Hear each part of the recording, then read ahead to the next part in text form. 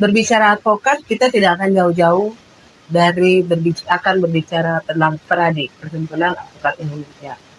Dan berbicara PRADI, tidak jauh-jauh juga, kita akan berbicara anggaran dasar dan anggaran rumah tangga. Nafas organisasi adalah ADART, anggaran dasar dan anggaran rumah tangga. Terkait dengan itu, saya akan membahas terkait dengan anggaran dasar dan anggaran rumah tangga organisasi dengan abang saya, Bang Oftolian Hutagalung, di mana beliau adalah Ketua DPC PRADI Jakarta Selatan terpilih. Apa kabar Abang Po? Baik, selamat sore. Selamat sore. Jadi sehat Bang ya? Sangat sehat. Dan agak sedikit lelah dengan perhelatan di pengadilan. Enggak juga lah, itu sesuatu happy karena itu sesuatu yang harus wajib kita lakukan. Bang, tanpa membuang waktu banyak, kita akan membahas tentang anggaran dasar dan anggaran rumah tangga. Menurut Abang, seberapa penting ADART itu untuk organisasi dan untuk para advokat mematuhi itu, fatsun di anggaran? Anggaran dasar sebuah organisasi, bukan hanya PRADI ya, siapapun itu, adalah sebuah patokan dan aturan main dalam menjalankan roda organisasi. Tanda kutip ya, Tuhannya organisasi anggaran dasar. Oleh karena itu, tingkat pusat, tingkat cabang, anggota wajib patuh terhadap anggaran dasar dan tidak melenceng dari anggaran dasar. Apapun yang dilakukannya untuk program kerja, untuk rekrutmen anggota, untuk muscap, munas, semua mekanisme itu ada di anggaran dasar. Diatur di situ ya? Diatur. Jadi, Ketua DPC, Ketua Umum, DPN, anggota harus melaksanakan dan mematuhi anggaran dasar. Itu intinya. Tidak bisa mengatakan, saya lebih tinggi dari anggaran dasar. Enggak. Paling tinggi itu anggaran dasar. Lebih tinggi dari DPN. Lebih tinggi dari DPC. Dan lebih tinggi dari peraturan organisasi juga. Oh jauh. Kalau peraturan organisasi itu kan sebenarnya berdasarkan hierarki itu, ya bisa yang ketiga hierarkinya. Anggaran dasar, peraturan rumah tangga, baru peraturan organisasi. Hal-hal yang tidak diatur di anggaran dasar, tidak diatur di peraturan rumah tangga, diatur di peraturan organisasi. Tetapi tidak bisa melampaui anggaran dasar, tidak boleh bertentangan. Hanya mungkin aturan-aturan teknis lah sebagai yang membackup anggaran dasar. Itu sebenarnya makna peraturan organisasi. Organisasi manapun itu? Organisasi manapun.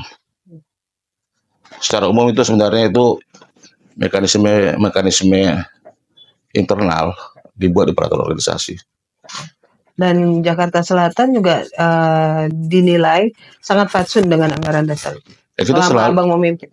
Kita adalah Jaksel ini selalu terkenal dengan taat asas, taat anggaran dasar. Karena semua redaksional, semua gramatikal di anggaran dasar jelas. Makanya kita tidak pernah berpikir mengatakan atau menilai anggaran dasar bahwa huruf A itu menjadi apa, enggak pernah. Anggaran dasar jelas kok.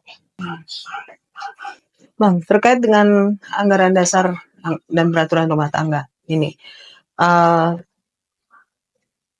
semua juga publik juga sudah tahu, tapi saya pengen untuk lebih mendetail membahas masalah ini karena Abang kan menyatakan bahwa DPN PRADI itu melanggar atau melawan hukum secara sistematis. Itu boleh cerita sedikit Bang, apa itu? Oh, saat ini kita telah mengajukan gugatan di Pengadilan Negeri Jakarta Timur. Pihak yang kita gugat itu adalah DPN, ada mereka 5 tergugat. Nah, inti dari gugatan kita ini adalah karena saya tidak dilantik sebagai ketua DPC dan mereka mengatakan muscap tidak sah. Dalam gugatan kita jelas kok. Pertama, syarat bakal calon ketua DPC itu ada. Itu nggak ada tafsir. Anggaran dasar mengatakan minimal minimal loh, pernah satu periode kepengurusan di DPC. Ada kalimat minimal, ada kalimat satu periode kepengurusan, itu pertama. Kedua, data anggota. Anggaran dasar mengatakan pasal 10, anggota wajib mendaftarkan diri di DPC. Semua organisasi dimanapun yang punya anggota itu DPC, nggak pernah DPN. Karena mereka mendaftarkan diri di DPC. Tapi DPC memberikan catatan atau database anggota itu ke DPN, yang melaporkan ya. Selalu ketika ada daftar ulang, kita selalu tidak pernah tidak melakukan itu, karena itu kewajiban DPC untuk anggota. Dan DPC Pradi Jaksel merupakan DPC yang sangat rapih, gitu Pak ya. Sangat rapi. Saya bukan membanggakan diri, karena file kita, pendataan kita ada sangat rapi. Sehingga setiap tahun juga kita monitor juga siapa anggota yang nggak melakukan daftar ulang, siapa yang meninggal dunia, siapa yang pindah organisasi, kita ada. Dan semua anggota terverifikasi. Ada, tidak ada satu orang pun yang tidak terverifikasi. Karena kita punya data di satu komputer khusus itu. Kita buat itu. Bang, ada selentingan juga, bukan selentingan sih ya, ini bincang-bincang di luar sana. Ini bahwa ada yang memaksakan kehendak untuk menjadi ketua DPC Pradi dengan menggunakan daftar anggota yang tidak valid dalam Muscap. Itu abang jelasin dong, itu apa sih batasannya? Gini, pada saat itu DPN memaksakan diri, termasuk ada surat ancaman. Ancaman apa tuh? Surat bahwa ini Muscap tidak akan sah kalau tidak menggunakan data daftar anggota dari DPN. Sah-sah saja mereka kirim data. Kemudian SC ya, memverifikasi itu. Disandingkan dengan data yang ada di DPC Jaksel. Berikut bukti yang lain. Ternyata data yang dikirim DPN ini adalah ada beberapa orang yang sudah meninggal dunia, tapi masih masuk di daftar anggota. Meninggal itu kan nggak anggota. Di DPC udah nggak ada itu. Kita ingatkan, bahwa setelah kita verifikasi, ternyata data dari DPN itu ada yang meninggal dunia, ada yang tidak melakukan daftar ulang di DPC Jaksel, dan ada yang pindah organisasi. Nah, kita kirim surat itu. Saya rasa dalam setiap organisasi apapun, ketika ada perhelatan Muscap, verifikasi itu wajib. Iya dong. Nah, aturan di anggaran dasar mengatakan perpindahan anggota itu efektif berlaku 6 bulan terhitung sejak surat pemberitahuan perpindahan diterima ketua DPC. Oh, jadi ada jangka waktu Bang ya? Efektif berlaku 6 bulan. Terhitung sejak surat pemberitahuan diterima loh, bukan dikirim. Diterima oleh ketua DPC. Data di DPN itu ada banyak anggota Pradi ya, bukan anggota Jaksel, yang baru pada saat Muscap baru 2-3 bulan pindah. Jadi kita nggak ada dong, pasti dong. Ketika mereka kirim surat ke saya pemberitahuan, kan ada tanggalnya. Pembayaran pindah kan ada, yang dari bank. Kan itu bisa jadi acuan kita. Baru 2-3 bulan. Maka otomatis belum efektif dong sebagai anggota. Jadi, kalau belum efektif sebagai anggota, apakah bisa sebagai peserta? Enggak dong. Terus apa itu kita terima?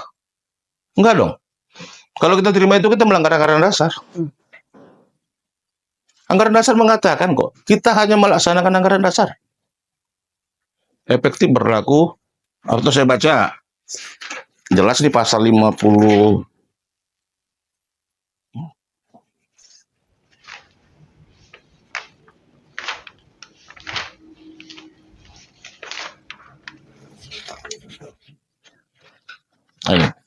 pasal 59 ayat 2. Jelas, perpindahan dari anggota Pradi ke DPC yang dituju berlaku efektif 6 bulan terhitung tanggal surat pemberitahuan itu diterima oleh ketua DPC.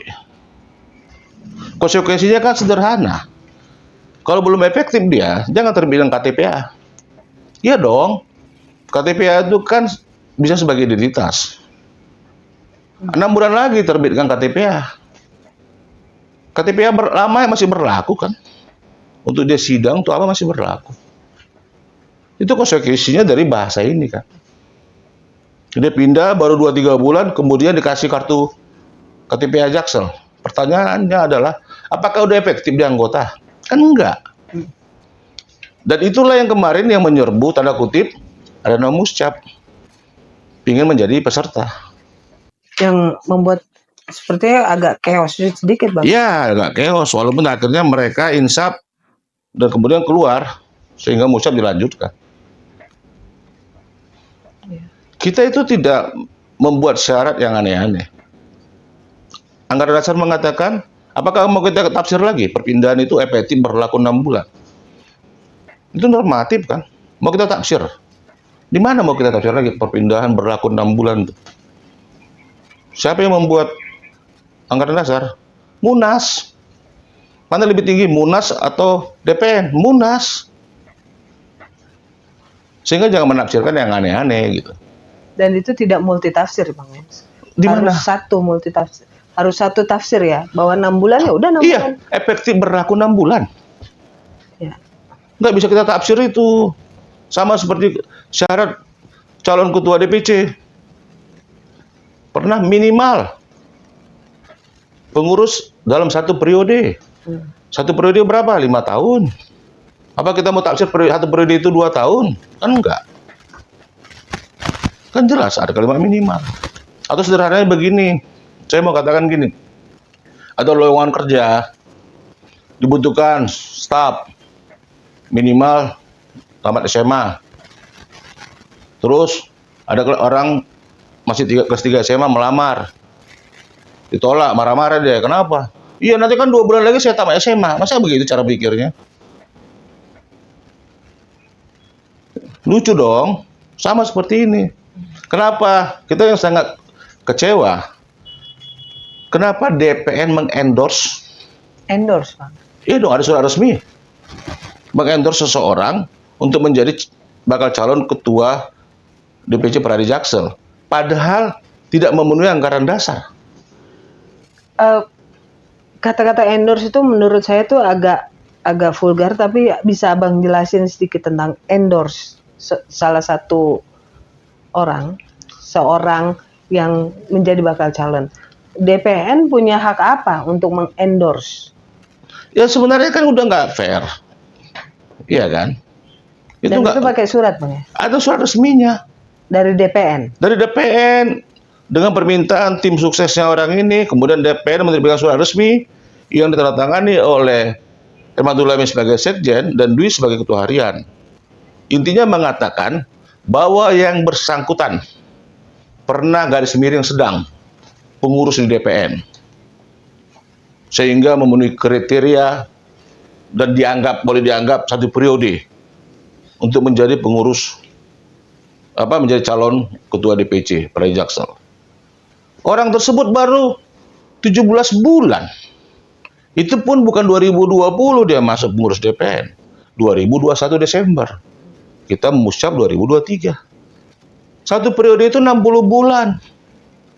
Dia baru 17 bulan. Tetapi surat dari DPN itu mengatakan sudah memenuhi syarat satu periode. Itu kan mengendorse namanya. Secara etika itu nggak benar. Etika organisasi nggak benar. DPN itu mengintervensi kan. Nah kemudian tim SC menolak, bukan saya yang menolak. Bagaimana cara mereka menolak? Ya mereka objektif. Mereka minta keterangan ahli bahasa Indonesia dan ahli hukum tata negara dengan memberikan pasal ini. Keterangan ahli mengatakan seperti itu. Kemudian mereka kirim by email.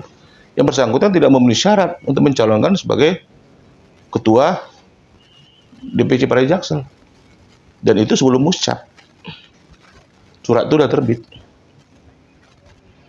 Abang membaca ini apa sih yang terjadi di DPN ini? Saya harus fair. Mungkin karena saya AI. Oh, ada apa namanya darah kental itu ya? Oh iya, sangat kental itu. Sangat kental ya? Iya, karena saya AI. Mungkin kalau saya bukan AI tutup mata. Tapi karena saya AI, maka yang bermain adalah kekuasaan, bukan anggaran dasar. Dan itu terjadi dan abang rasakan itu ya? Oh, bukan hanya saya doang merasakan. DPC lain juga merasakan itu. Sangat merasakan itu. Nah, kalau terkait dengan kita katakanlah gengsi organisasi nih bang, karena abang berasal dari AI itu kan juga pendiri Pradi kan, Betul. dan salah satu ibu yang melahirkan Pradi. Abang berasal dari situ, melihat kondisi seperti ini, abang akan berjuang sampai mana? Kita prihatin organisasi sebesar ini masih membuat dan membentuk dikotomi subjektif. Semua anggota juga prihatin. Apalagi Jaksel. Harusnya sudah melepaskan itu ya? Satu, melepaskan itu. Jaksel ini kan anggotanya banyak lawyer-lawyer corporate. Ketika tahu kejadian saya, mereka betul-betul mengatakan aneh. Mereka analogikan undang-undang PT RUPS sudah memenuhi, mereka hadir. Pertanyaannya kan pasal berapa yang kita langgar? Pendaftaran, oke. Pengumuman, oke. Tempat terbuka, ya kan? Pimpinan sidang, jelas. Saya nggak tahu di mana yang saya dikatakan saya langgar pasal. Dalam gugatan mereka nggak berani dalam jawabannya menyinggung pasal 10. Nggak ada. Anggota wajib berdaftar di DPC. Mereka nggak ada berani membahas pasal 59 perpindahan. Mereka nggak berani membahas. Jadi apa yang mereka tuangkan di jawaban mereka? Aneh aja yang tuangkan undang-undang advokat. Itu kan daftar yang DPR serahkan ke Mahkamah Agung. Itu seluruhnya kan. Yang kita ngomong konteksnya anggota Jaksel. Yang Mahkamah Agung juga mengatakan tidak pernah menerima daftar itu. Nah itu kita tahunya dari media kan. Apa betul? Saya nggak yakin Mahkamah Agung mau nerima itu. Bukan, jawaban dari Mahkamah Agung ketika saya bertanya apakah pihak organisasi advokat, saya nggak mengatakan Pradi or apa,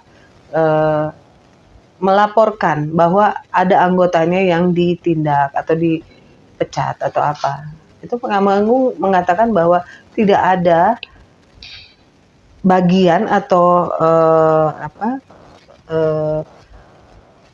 yang menerima laporan itu. Oh, kata Mahkamah Agung gitu ya? Ya.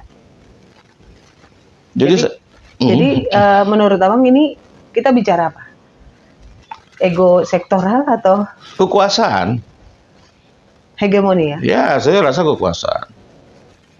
Ya di organisasi manapun ada begitu kan. Ketika kita mau merapikan sebuah organisasi, mau membuktikan bahwa organisasi ini adalah sehat, maka orang-orang berkualitas akan diusahakan dibuang supaya orang-orang tidak berkualitas tetap eksis. Itu teori lama. Karena ada juga orang yang menikmati perpecahan. Dengan bocahin organisasi-organisasi, maka dia eksis. Tapi kalau ini utuh, rapi, orang ini akan tersisi seleksi alam. Saya lihat ke arah itu sekarang ini. Tapi bukan kartel bang ya, karena banyak juga yang menyatakan bahwa di DPN ini sekarang itu ada kartel-kartel kecil, ya kartel-kartel kecil gitu. Kalau bicara kartel saya nggak tahu ya, karena saya itu kan memang sangat jarang berinteraksi di DPN. Saya adalah orang yang hadir kalau ada undangan resmi dari DPN. Saya sekalipun dan juga teman-teman pengurus DPC, satu orang pun tidak ada yang pernah mau atau pernah nongkrong di DPN kalau bukan karena ada sebuah undangan atau acara. Kegiatan. Nah, jadi kalau ngomong kartel saya nggak pernah tahu itu. Komunikasi saya sama DPN adalah komunikasi yang terkait dengan organisasi. Dan kartel itu kan bukan bagian organisasi. Jadi saya nggak bisa mengatakan ada kartel atau enggak, saya nggak tahu. Tapi ada kelompok itu ada Bang ya? Tetapi yang saya tahu, yang saya dengar seperti itu. Ada geng A, geng B, geng C. Ada faksi A, faksi B, faksi C. Ya tergantung ini itulah pemimpin konduktornya yang memainkan orkestra ini kan dengan faksi-faksi itu. Tapi melihat kondisi yang ada sekarang ini, apalagi Abang sampai hari ini belum dilantik juga Bang ya. Tapi Abang berharap endingnya ini seperti apa? Kita gugat itu adalah untuk menegakkan kebenaran. Bukan untuk kalah menang. Enggak. Itu nomor sekian. Nomor sekian itu. Dalam ucap saya sudah jelaskan. Saya mungkin satu-satunya ketua DPC yang sekretariatnya nebeng di kantor saya. Rp1 pun tidak pernah saya kutip untuk sewa sekretariat. Mungkin saya salah satunya. Saya salah satunya DPC yang menerapkan iuran anggota 360.000 3 tahun. Yang lain lebih. Dengan begitu banyak program DPC berdiri saya, anggota tidak pernah bayar. Dan Abang tidak PKPA, kenapa tuh Bang? Saya tidak PKPA. Itu keputusan kita bersama pleno. Karena apa? Kita kan mau melayani anggota. Melayani anggota, makanya kita banyak buat seminar. Banyak bikin webinar kan. Nah, kalau kita melakukan PKPA, berarti konsep kita, PKPA kan belum anggota dong. Berarti kan misi dan visi kita udah menyimpang. Satu. Kedua, saya dari dulu bertanya, setelah mereka PKPA, ujian diterima, mereka mau dikemanakan? Para advokat-advokat yang baru ini. Mau dibina? Nggak ada saya lihat jenjang tahap berikutnya. Yang penting lahir aja. Nah, Disumpah aja gitu ya. sumpah lahir udah lo perang sendiri gitu kan. Nah, apakah sehat dalam sebuah organisasi? Enggak. Kita organisasi profesi loh. Jadi kita jangan juga seperti ormas. Rekrut anggota banyak, punya KTA, nanti suatu waktu butuh kumpulkan. Bukan begitu. Kita profesi. Advokat-advokat ini mau dikemanakan? Seharusnya kan udah mulai berpikir. Ketika PKPA, kemudian ujian, dibuat sistem peminatan. Lo mau jadi pengacara apa? Perdata, pidana, pidana agama, harusnya mulai ke arah sana. Baru gitu menunjukkan kita PKPA bertanggung jawab. Kalau ini terkesan saya dari DPC lain bilang, PKPA ini, oh itu sumber uang bang, katanya. Kenapa Jaksel nggak melakukan itu? Saya mau katakan bukan kita munafik, nggak butuh duit, tapi punya tanggung jawab moral kita. Lebih baik kita melayani anggota. Kita bikin seminar, itu lebih baik. Itu komitmen bersama pengurus DPC periode saya. Bukan keinginan saya. Karena saya belum pernah sekalipun mengambil keputusan sendiri. Berarti banyak yang anggota DPC Pradi Jaksel itu pindah atau Ya, anggota Jaksel itu 6 ribuan. nggak merekrut, Bang? 6 ribu kan. Kemudian mereka memilih sebagai anggota Jakarta Selatan. Kenapa mereka memilih ya? Saya nggak tahu.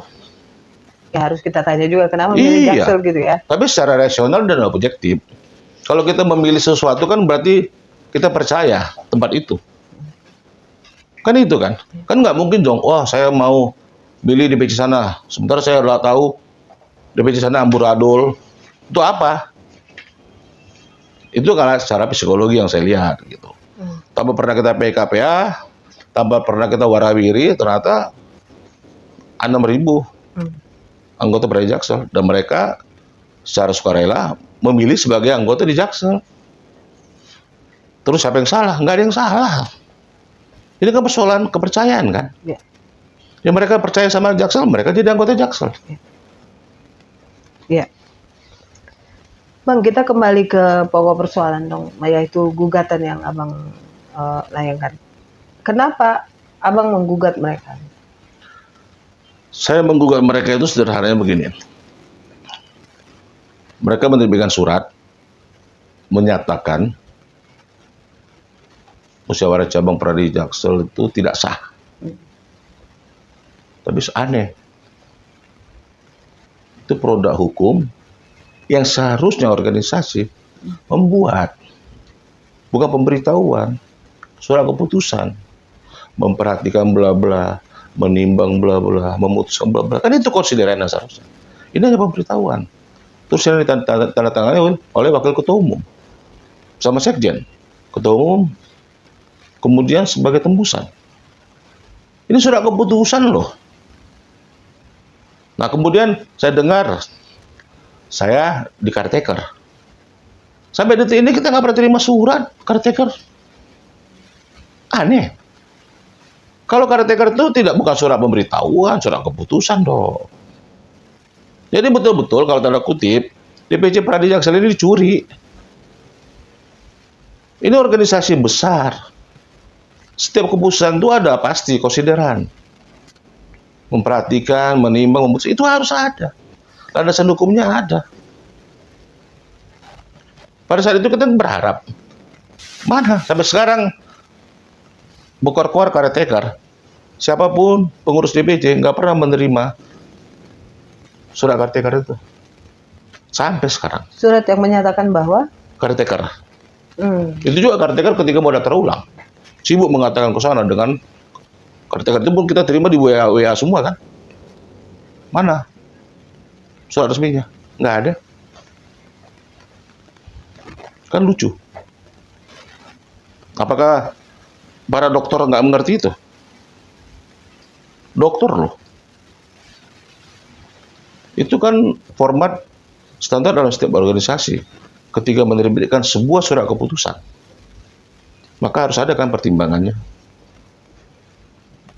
saya tertarik dengan pernyataan Abang tadi bahwa Abang menggugat itu bukan untuk mencari siapa yang benar, siapa yang salah, tapi untuk mendudukan persoalan ini di tempatnya, gitu kan Bang. Minimal DPN Pradi juga ini menjadi catatan bahwa semua tidak seperti apa yang mereka harapkan mungkin gitu. Nah, apa yang Abang mau kasih catatan penting untuk DPN Pradi terkait dengan kasus ini? Apapun itu, sebuah organisasi ketika mengambil keputusan wajib merujuk terhadap anggaran dasar.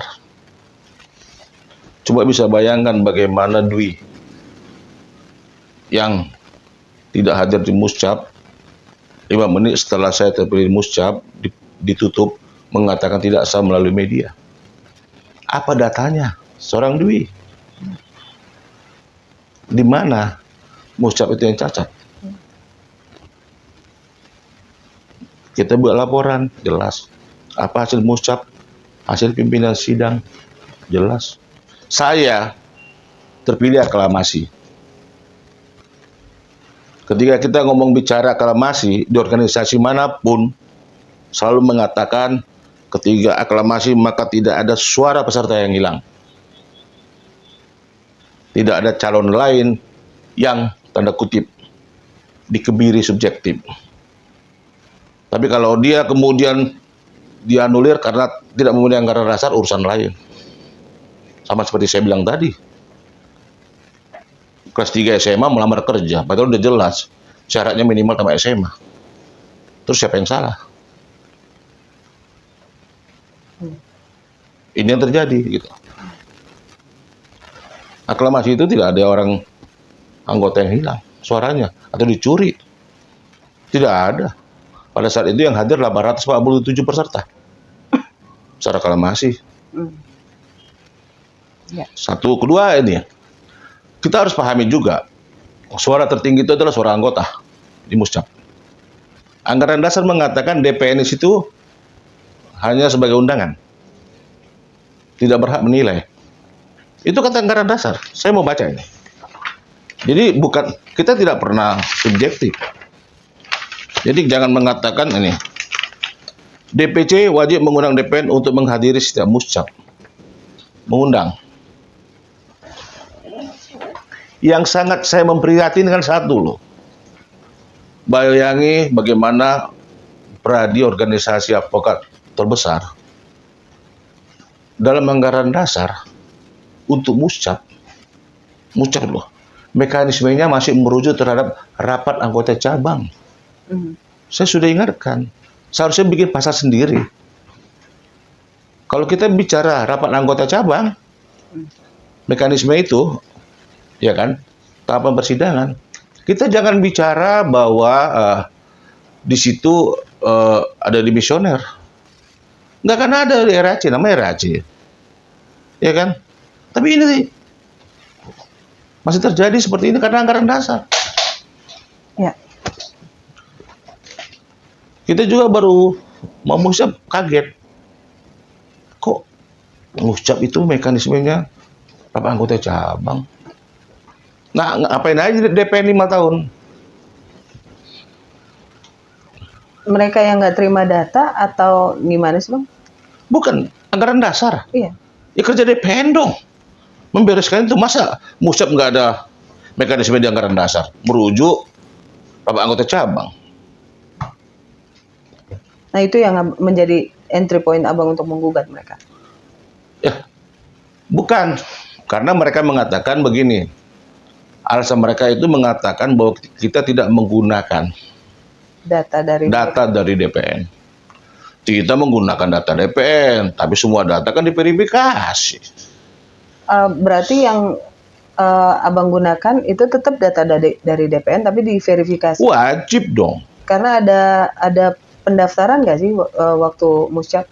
Daftar. Kan anggota harus daftar kan? Daftar, wajib daftar. 847 orang. Kita lihat data. Dan dibagi name tag atau apa segala Name tag macam kita itu bagi. kan? Termasuknya pindahan. Yang mereka kirim, mereka daftar, kita tolak dong. Yang anggaran dasar mengatakan 6 bulan. Mereka baru 2 bulan. Berarti belum anggota Pradi Jaksel. Kalau belum anggota, berarti bukan peserta. Masa mau kita akomodir? Atau katakanlah ada mengatakan ini punya KTA Jaksel. Di data kita nggak ada. Terus kita tanya, kamu mendaftar ulang di mana? Di DPN. Padahal jelas surat ketua umum dan sekjen dalam setiap daftar data ulang. Itu harus di DPC. Harus di DPC. Dan itu sudah saya sampaikan bukti itu 2 ke ketua umum. Ini orangnya Bang. Daftar ulang di DPN. Silakan Abang tindak lanjuti. Dan dia orangnya udah ngaku. Supaya tahu gitu kan. Kenapa ini nggak ada di DPC? Ya karena dia daftar ulang di DPN. Ketua umum tahu itu, saya udah kasih bukti itu. Dia tidak lanjuti apa tidak, terserah. Artinya yang kita lakukan bukan ngada-ngada, enggak. Jaksel ini jauh dari pragmatis berpikirnya. Nah, sekarang agenda lagi di apa, Bang? Replik udah ya? Replik udah, duplik minggu depan kita akan membuat menyerahkan bukti. Dan kami semua berharap supaya ada jalan tengah ya di situ. Jalan tengah bagaimana maksudnya? Untuk misalnya Abang dilantik dan atau DPN punya kebijakan terkait dengan DPC Pradi Jaksel. Ya, kita kembali ke ketua umum. Kita dudukkan semua persoalan berdasarkan anggaran dasar. Saya berharap waktu itu adalah ketua umum mempertemukan kita. Dengan ada nggak sih Bang mediasi itu? Pernah ada nggak sih misalnya pihak atau siapapun yang memfasilitasi misalnya pihak DPC Jaksel dengan DPN atau DPC Jaksel, Abang dalam hal ini dengan mungkin jajaran pengurus DPC dengan Pak Dwi atau Pak Herman Dulani? Saya pernah bicara dan ketemu sama ketua umum. Pertemuan saya bang, sama Herman Dulami sama Dwi. Ketua umum jawab, jangan nanti kalian berkelahi. Ya udah. Padahal seharusnya dia mempertemukan kan. Kan bukan anak kecil, nggak mungkin. Makanya saya bilang, saya bukan anak kecil. Seharusnya dia mempertemukan dong. Kenapa lo bilang nggak sah? Mana bukti lo? Kenapa lo bilang mekanisme sah? Mana buktinya? Beda aja kita. Jelas kok. Jelas. Ada video. Video di Muscap. Kita kasih sama ketua umum. Perlu catat satunya. Di Muscap itu hadir seorang wakil ketua umum. Namanya Marzuki kalau saya nggak salah. Dia kaget mengatakan, memang ada anggaran dasar tahun 2020 wakil ketua umum DPR. Berarti selama ini dia bertindak berdasarkan apa? Saya nggak ngerti. Saya sampaikan ke ketua umum. Bagaimana seorang wakil ketua umum mengatakan memang ada anggaran dasar tahun 2020? Saya nggak ngerti mekanisme yang selama dilakukannya. Karena dia merangkap juga kalau nggak salah saya itu ketua DPC di mana, di Jember atau di mana lah, saya lupa. Terus apa mekanisme yang dilakukannya kalau nggak anggaran dasar? Jadi mereka ini dalam tanda petik ya, fatsun ke person atau ke anggaran dasar kalau menurut Abang? Saya nggak ngerti juga apa mereka pernah baca anggaran dasar. Jangan-jangan nggak pernah. Kalau kita pernah baca anggaran dasar, kita DPC loh. Kalau kita pernah baca anggaran dasar, ini mekanisme Muscap aja ini sama dengan rapat anggota cabang, itu bagi kita aneh. Bang, sebelum Abang melibatkan pihak ketiga dalam hal ini yang pengadilan, itu apakah Abang pernah mencoba untuk menyelesaikan ini di internal melalui mungkin Dewan Kehormatan atau Dewan Pakar, Dewan Penasehat atau siapa gitu? Untuk kita bicara dulu dari dalam nih, maunya gimana gitu. SC dan OC secara resmi sudah buat laporan kepada Dewan Pakar, Dewan Pembina, dan Dewan Kehormatan mengenai pelanggaran anggaran dasar yang dilakukan oleh Sekjen Herman Dulami dan Dwi. Resmi, tapi nggak ada tanggapan. Udah bikin laporan? Udah. Oke. Berikut bukti-bukti, tapi nggak ada tanggapan. Dan saya juga ketemu dengan ketua umum udah 2-3 kali mendiskusikan ini. Saya hanya katakan anggaran dasar bang, anggaran dasar. Kita harus patuhi anggaran dasar. Jadi kalau kita patuhi anggaran dasar berarti kita adalah berpendidikan.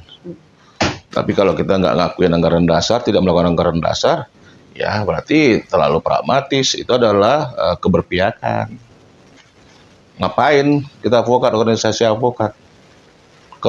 Kalau kita tidak mematuhi anggaran dasar, terus anggaran dasar siapa yang mau kita laksanakan, kita patuhi. Sederhananya kan di situ. Ya. Apa bang yang ingin Abang sampaikan untuk dalam hal ini anggota Pradi Jaksel, di mana sekarang kan mereka gamang ini gimana, ketua kita belum dilantik apa segala macam, apa yang ingin Abang sampaikan untuk mereka? Kepada anggota DPC Pradi Jaksel, saya berterima kasih atas dukungan mereka. Karena gugatan ini juga kita lakukan atas dukungan mereka. Mereka tahu bahwa kita adalah benar. Tetapi untuk sementara ini kita tanda kutip ya, ditekan oleh kepentingan dan kekuasaan, bukan oleh anggaran dasar.